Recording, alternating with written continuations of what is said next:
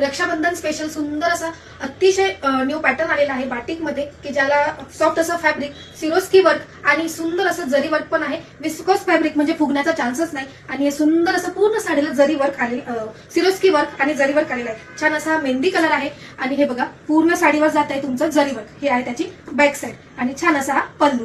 All over sari अशीच जाणार.